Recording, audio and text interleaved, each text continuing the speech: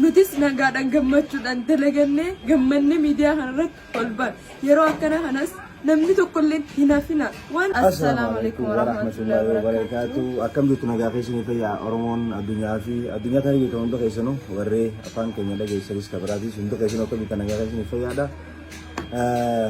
har'a dhufnee jirra namni jireenyaatu hammeenyaatu haala ammaan tana keessa jirruutu deebisee nu fide dhiyoo kana dhufaatu hin jirru wanta viidiyoo poost godhaan jirru garuu wanna irraan tana dhufneefi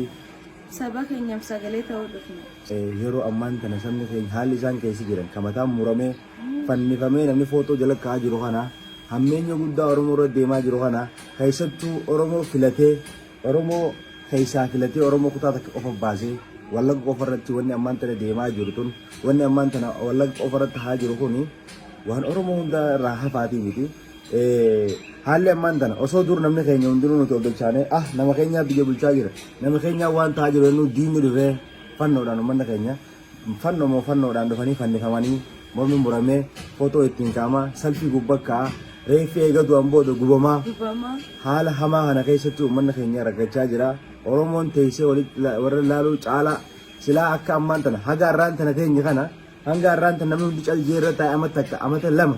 yoo xiqqaate amal lama dabree jiru wanni kun ka deemaa ture erga ammoo namni ka'ee footoo irra ka'ee poostii godhu eegalanii isaan waan nama gaddisiisu waan miira keessa nama galchu waan haalaan nama hammeessu agartee namni irraa ejjeessanii ilmoo akkasi boosu sana dhiisanii deemuun osoo bishaan akka namni bishaan waliin qinye akka namni gartee obboleessi garaa jabaatu nama gooti hammeenya amma isaan godhu jiru kun innaan si oromoo dhufu akka inni garaa jabeennaan guddatu akka inni sammuun isaa nagaa ta'ee hin guddanne godhanii haadharraa ajjeessanii ilmoo dhiisanii ilmoo sun yoo guddattu maal qabattee guddattime yoo sayyaadda maal qabattee guddattime jabeenni hagan gohuun cuftii oromoo irratti maaliif yeroo oromoon biyya bulchitu yaani keessatti yeroo silaa afaan oromoo dubbatu biyya Itoophiyaa bulcha jaan afaan oromoo dubbatu oromiyaa bulcha jaan keessatti namni akkana ta'uun akka oromoon bishaanii waliin qinye gara jabeenya akkanaa keessa akka ilmoon guddattu godhaa jiran jechuudha. Kan hundi ka godhaa jirtu ka maal ta'aa jiru silaa oromoo irratti akka barbaade footoo gubbakkee akka barbaade qalee cafaqee biraa deemu jira jara keenya. Kana hunda dadhabina mootummaan kun hin gochuun yookaan immoo warri maqaadhaaf gubbaa ta'u warri maqaaf as jiraatu osoo ati jirtu mana keessa namni seenee naman qalu osoo ati jirtu namni dhugaadhaa barbaadu namni shanee balleessuu barbaadu namni abbaa barbaadu gasseenee bakka isin jirtu dhaqee dirree dhiiraa dirree dhiiraati jedha dhaqee balleessuu danda'a garuu hawaasa nagaa kawaan nyaatee garaa dhuguu hin qabne amata meeqa ka bishaan ifaa hin qabne amata meeqa toorkii hin qabne amata meeqa takkaa qotateetu nagaan eeruusaarraa waa galfatee nyaata nyaatee hin beekne quufee hin beekne garatti uummata nagaa qaluun uummata nagaa qalchiisuun agartanii harka mootummaatiin uummata mootummaan bulchu silaa maqaala uummata mootummaa jala bulu namni uummata ifii bulchu harkaan hin qalu haala kanaan uummanni keenya qalamaa jira akka malee osoo akkuma fedhe yoo ta'e bakka fedhe dhufee namni osoo ati biyya takka abbaa bulchaa namni afaan kee dubbatu hamaallee hattuullee ta'u biyya san bulchuu namni harkaan nama qalu hin jiru dur hin dhageenye seenaa keessatti illee agarree hin beeknu biyya isin jennu gaafa miiliki malee wanti akkanaa dhuftee hin beektu kunoo kamiilii isa nama deebitee oromoo irra taa'aa jirti tana hundaatu nama ammeessee dhugaan isinii maan namni aangoo qabatee biyya san keessa jiru oromoo ta'e akka gartee eegana itti gortee bishaan waliin qinye gartee namni oromoodha nama biraatiif akka walitti goree namni mataa walitti hin qabanne akkas nu godhu jiran saniifuu yeroo tanatti oromoon tokkummaan kaatee akkuma haala mammaan tana oromiyaa keessa mul'atu jiran kutaa hundarraa sagalee ta'a kutaa hundarraa namni biyya jiru hiriira baanii keessattuu warri biyya alaa jiranii duraan irraa kaate namni duraan hiriira bahuurraa isin danda'u hin jiru namni mana qabee isin danda'u hin jiru hiriira kana akka nama agartanii innaa oromoo hiriira qabsaa'uu keessan keessa dabartanii akka haraaraa akka nama asuusii qabu gabbaatanii hiriira baatan garuu gaafa kutaan ta'u qoftiin qalamee mormi fannifamu namni gabbee agartanii firii miti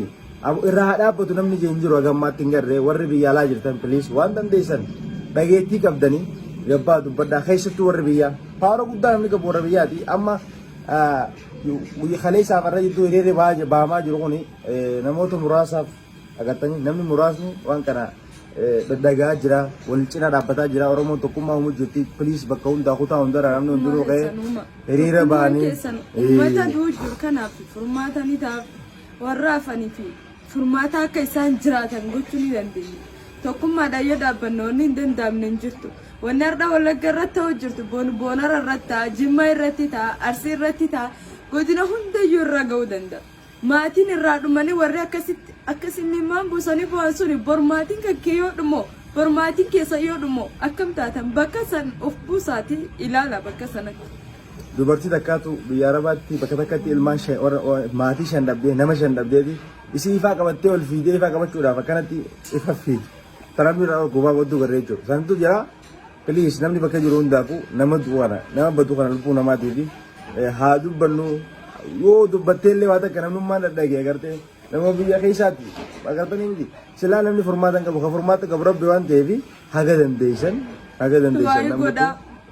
yoo dandeette sagalee walii ta'a waan faallaa ta'e sa'aatii kana poostiin godhina sagalee ammaan ta'an namni dhageetti qabdan namni kumni tokko hordofu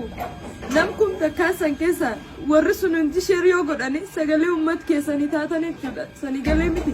sa'aatii kanas wanni saba isanii sayyaachisuu qabu. Maalinnaan isaan malee inni qabdan eenyutti sallaali yoo biyyatti nagaa qabaate yoo uummanni nagaa qabaate nutis nagaadhaan gammachuudhaan dalagannee gammannee miidiyaa kanarratti ol baan yeroo akkana kanas namni tokkollee hin hafina waan dandeettaniif sagalee ta'a afaan dandeessaniin akka dandeessaniin saba keessan bira dhaabadhaa wanni saniin jedhu kan tokkummaa qofaa qabaadha. Kana galatoomaadha. Waan guyyaa tokkootti miti deddeebinee waan goonu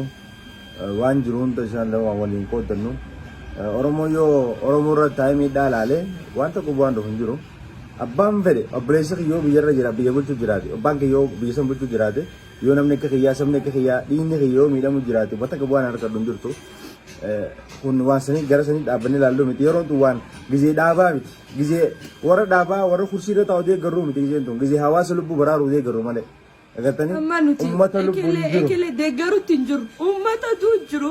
haadhatu jirtu ilmoo miskiina haadha irra jeessanii akkas boottu sanaaf warra sanaaf sagalee ta'uu jiru warra sanaaf jecha malee nuti paartii kan deeggara hin jiru uummati nagaa naa jiraatuti warri walajjeessu fedhan deema bakka dirreetti walajjeessa malee uummata miskiina waa takka hin beekne hin fixina.